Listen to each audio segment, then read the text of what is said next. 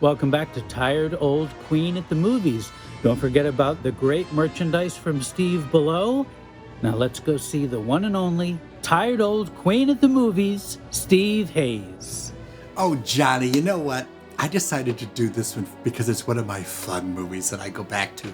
This is a Technicolor Cinemascope film noir. It was advertised at that 1954's Black Widow, written and directed by Nunnally Johnson, starring Ginger Rogers, Van Heflin, Gene Tierney, George Raft, Peggy Ann Garner, Reginald Garner, and Hilda Simms. Now, this is based on a novel by Patrick Quentin, which was the writer's name of Hugh Wheeler, the famous writer who wrote the book for Sweeney Todd and A Little Night Music later on. And he wrote with a guy named Richard Webb. And together, they put out these classic murder mysteries, Puzzle for Players, Puzzle for Fools. What Zanuck was hoping with this movie, as 20th Century Fox, was it was going to be like Laura, because it's murder in the smart set in New York City, very sophisticated. Where on earth did you and Lottie meet all these people?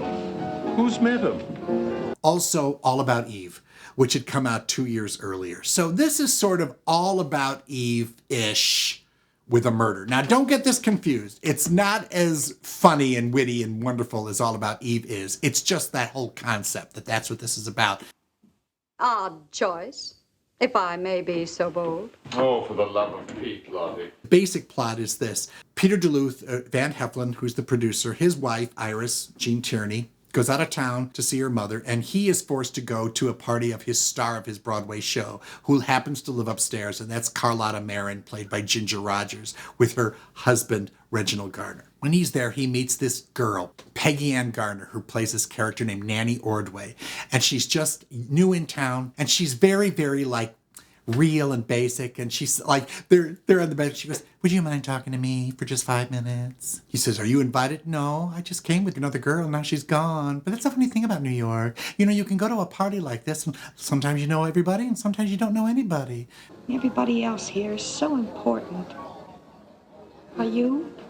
"Well, I'm Peter Duluth." "Oh, you're important too." "Well, how do you know that?" "Well, famous producer, famous actress. We read the papers in the country as well, He says, "Would you like a drink?" "No, but I'm hungry enough to eat a bear. Suppose there's anything here to eat?" He says, "Well, why don't you have dinner with me? My wife's out of town." She says, No, not like that. Just come and have dinner with me. I'll have dinner with you." So they go to leave, and Ginger stops. Now, Ginger has already established herself as this, overbearing sort of actress. And she says, Where are you taking her? Out to dinner. "And I'm going to tell Iris myself when she calls at midnight." Thus, saving you the trouble, sweetie. And they leave, and Ginger goes, "And I never said a mumbling word." So they go out.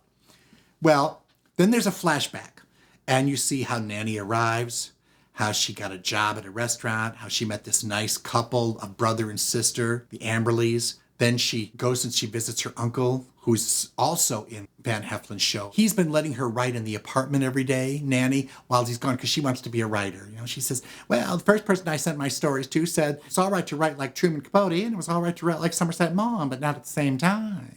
Why don't you do like everybody else and write like Hemingway? I tried. "I suppose you wouldn't consider loaning this wonderful apartment out, for when you're not here." And so he says, "Why not?" So he does. And then we come up to the present, and it's like 2 weeks later, and Iris comes back, and they go in and they hear this music playing in the apartment.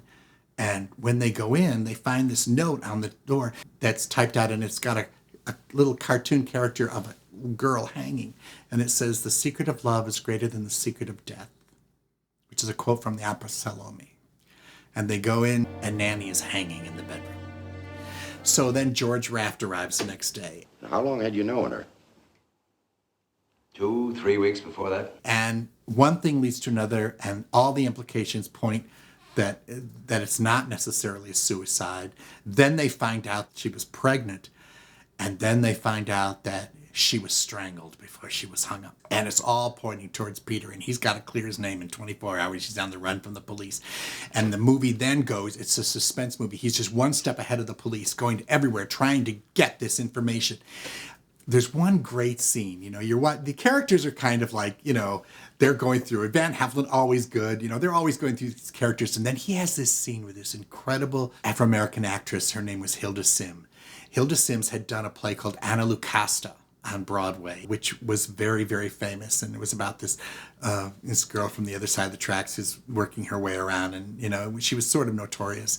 But she had trouble doing movies. In this movie, she plays the hat check girl at the restaurant. And he has this interview with her. And it's my favorite scene in the movie because she's just so real. I certainly don't want to speak disrespectfully of the dead, but that nanny was strictly a purpose girl. And you think she was hustling the Emberlys? What else? Now they say she's murdered. I'm not surprised. I'm not surprised at all. Were they trying to hang it on you? Yeah, well, don't worry. Never heard it from me. No, I don't want you to get involved. Well, okay. That's the way you want it. She's so real. It's for just a minute, it's like, wow. You see that they could have all come down to that level, but they didn't. She's just a great, it's like when every once in a while you watch a movie and an actor or an actress, they get a chance to do a lot with a little supporting role in just a short amount of time, that they just bring so much to it.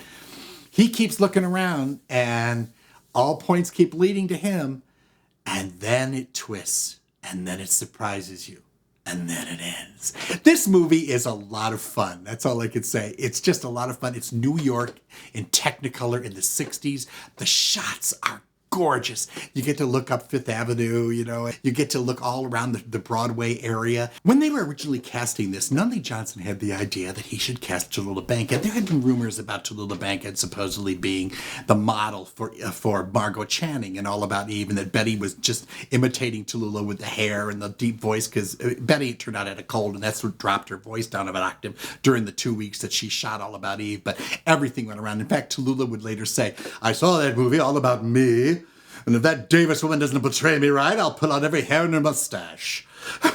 So Nunnally Johnson had this idea that he would cast her as Carlotta Marin, the extravagant actress, And when you watch the movie, you can hear Tallulah doing these roles, and you kind of wish that she had, Ginger's good, but Tallulah would have added a whole nother thing to this movie. So he called up Tallulah, he sent her the script, and he got a call from Tallulah at midnight. She'd obviously been well into her cups, and she went up one side of him and down the other, saying that, darling, I may not be the actress that you think I was, but I am a star, and I deserve to have a bigger part. You can build this part up. What are you doing to me? You offered this trash up, trash. It's what and she just went on. And Nunnally Johnson said it was 25 minutes of her yelling at me. And I said, well, don't worry about Tallulah. We'll find somebody. Don't worry. Thank you.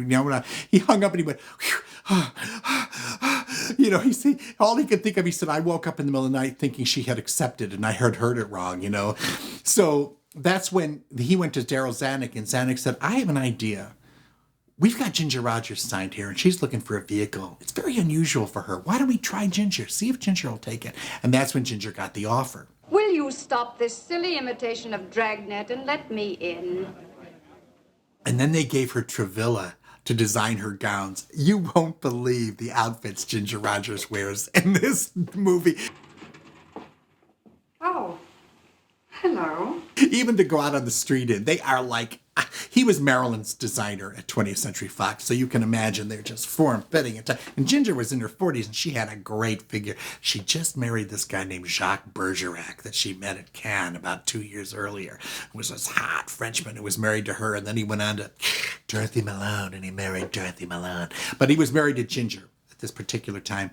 The first time you see her, you see Ginger walk up to Bea Benaderet. She goes, darling, I'm so glad you could come. I've been meaning to talk to you for years. Your husband is without question the worst dramatic critic in New York, for one thing. And then they cut away, and then they come back, and she says, you don't mind that I told you this, do you? And Bea Benaderet says, not at all, Miss Marin, but I think you have me confused. My husband's not a producer. My husband is a banker. Banker? Well, then what are you doing in that hideous hat? Cut away. And then when she goes to leave, she says to Bea, it was so nice and do give my love to your husband, Benjamin. And Bea Benaderet leaves and goes, Franklin. Benjamin Franklin? That's not possible. So Ginger has good chance to do little comedy things in this. Now, Peggy Ann Garner as Nanny Ordway. Peggy Ann had won a juvenile Oscar for A Tree Grows in Brooklyn. She was a darling. She was lovely. And of course, she was becoming a teenager and they didn't know what to do with her. They advertised her in the ads as this sex pot in the ads, but Peggy Ann was far from that. You know, she was just this girl, you know, and which kind of works better for the character, because if she had been like this, you could have understood. But she was just this girl, you know. And everybody, as you watch her, it's really good because you watch her go from being this really sweet thing to being an Eve Harrington. What are you, a psychiatrist? No, I'm a writer. Then how do you know whether it bothers me or not? I don't actually. I'm just guessing. And how she manipulates all these people up until she gets murdered, right? This movie was advertised as, which I love, the advertising for this movie was, someone will kill this girl tonight. And your guess is as good as ours. Ginger Rogers, Van Heflin, Gene Tierney, George Raft, Peggy Ann Garner, Reginald Garner, and Nunnally Johnson's Black Widow.